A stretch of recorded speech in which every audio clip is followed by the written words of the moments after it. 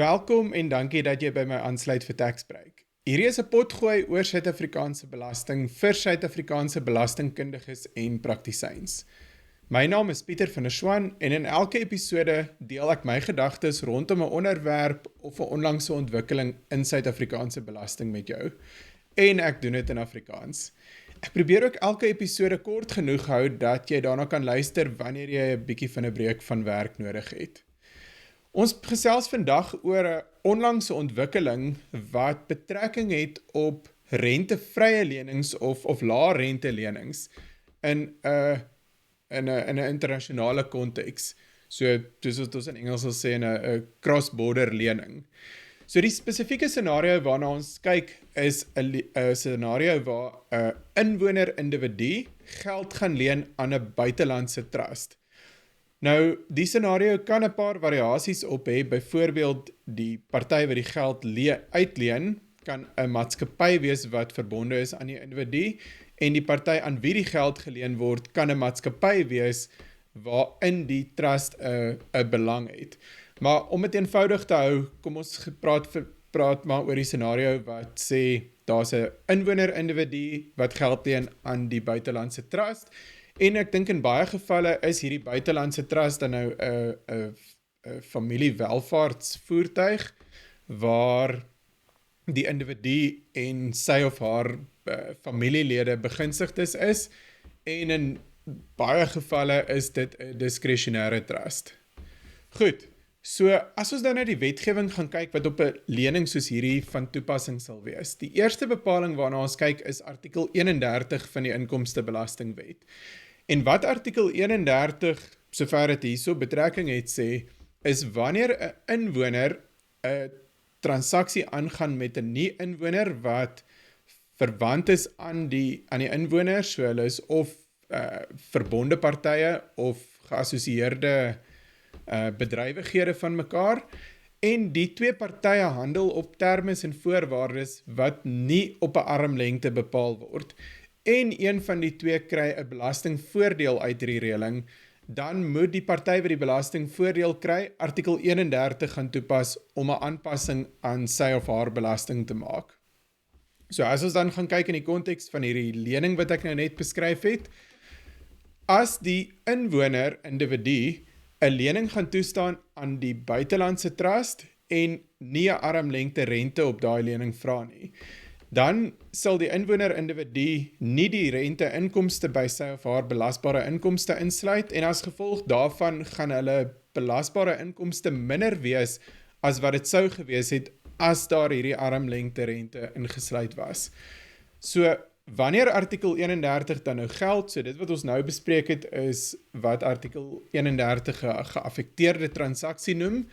Nou wanneer daar 'n geaffekteerde transaksie is en 'n party kry 'n belastingvoordeel, so in ons geval nou weer die inwoner wat te min inkomste verklaar en daarom minder belasting in Suid-Afrika gaan betaal, is dit nodig om 'n aanpassing onder artikel 31(2) te maak. So dit noem ons die primêre aanpassing. Om dan te sê, maar hierdie persoon se belasbare inkomste moet nou aangepas word na wat die belasbare inkomste sou wees as hierdie lening op armlengte termes en voorwaardes gemaak is. So in die konteks van 'n lening sal mens byvoorbeeld dan nou kyk na wat is die kredietrisikoprofiel van die lener, die buitelandse trust, en dis iets wat jy in gedagte sal hou om te gaan bepaal, maar wat behoort die armlengte rente te wees. Die tweede gevolg wat ook nog steeds in artikel 31 is om te sê, wanneer jy 'n primêre aanpassing maak, is daar ook 'n sekondêre aanpassing wat volg. Die logika agter die sekondêre aanpassing is om te sê, maar die feit dat jy 'n transaksie gemisprys het en dit het 'n inkomstebelasting effek gehad, sê ook eintlik vir jou, maar daar's waarde wat geskuif het, en daai waardeverskywing is waarop die sekondêre transaksie of die sekondêre aanpassing dan nou gemik is. So in die geval van 'n individu wat 'n inwoner is die sekondêre aanpassing 'n geagte skenking, verskoon my. So daai geagte skenking het dan skenkingsbelasting op. Die bepaling waarmee hierdie reël oorvleuel is artikel 7C van die Inkomstebelastingwet. Nou wat artikel 7C doen, voordat ons gaan kyk na hoe die twee saamwerk, Artikel 7C sê as 'n individu of dan nou 'n maatskappy wat verbonde is aan die individu 'n lening gaan toestaan aan 'n trust of 'n maatskappy waarin die trust 'n belang het en die party wat die lening toestaan het nie rente teen die amptelike koers nie. Dan word geag dat die verskil tussen die rente wat werklik gehef is en wat die rente sou gewees het as dit teen die amptelike koers gehef is. Daai verskil word geag 'n skenking te wees, wat dan nou onderworpe is aan skenkingsbelasting. Belangrik, die amptelike koers, dis 'n omskryfde term in die wetgewing en dis 'n koers wat dan nou ook afhang of die lening gedenomineer is in rand of in 'n buitelandse geldeenheid. Goed, so mens kan sien dat waar 'n individu dan nou 'n lening aan 'n buitelandse trust gaan toestaan, artikel 31 sal geld, maar ook artikel 7C, as die rente nie noodwendig teen 'n koers laer as die amptelike koers gehef word. So waar die wetgewing dan nou voorsiening maak om seker te maak dat daar nie 2 keer 'n aanpassing gemaak word, voorheen het artikel 7C 'n uitsluiting gehad wat gesê het as hierdie lening 'n geaffekteerde transaksie is wat onderworpe is aan artikel 31. So met ander woorde, as jy 'n oordragsprysing aanpassing onder artikel 31 gemaak het, hoef jy nie artikel 7C toe te pas nie. Die onlangse verwikkeling is dat artikel 7C nou gewysig is om die volgende te bepaal, dat hierdie lening, of waar hierdie lening dan nou onderworpe was aan artikel 31, hoef jy nie artikel 7C toe te pas, tot die mate wat daar 'n aanpassing onder artikel 31 gemaak is. So, om vir julle te illustreer wat die verskil dan nou is, so met 'n praktiese voorbeeld. Kom ons aanvaar die armlengte rentekoers wat ons bepaal is 6% en die amptelike rentekoers is 10%. So die eerste aanpassing waarna mense sal gaan kyk is artikel 31, wat dan sal sê, maar as die individu geen rente hef, die individu se belasbare inkomste moet rente-inkomste teen 6% insluit, wat gehef sou gewees het as dit 'n armlengte transaksie was. Dit moet verder, is daar 'n sekondêre aanpassing wat dan nou ag dat daar 'n skenking van die 6% rente wat nie gehef is ontstaan. En wat artikel 7C dan nou sê, so omdat die rente gehef nie teen die amptelike koers is, geld artikel 7C, maar dit geld nie tot die mate wat daar klare aanpassing onder artikel 31 gemaak is. So artikel 7C sou as reël op die verskil tussen die 0% wat werklik gehef is en die 10% wat die amptelike koers is, dis die verskil wat artikel 7C sou geag het om 'n skenking te wees. Omdat ons artikel 31 op die 6% toegepas het, geld artikel 7C slegs op dan nou die verskil tussen die 10% en die 6%. So 7C ag dat daar 'n addisionele skenking is van die 4% rente wat dan nou minder is as die amptelike koers.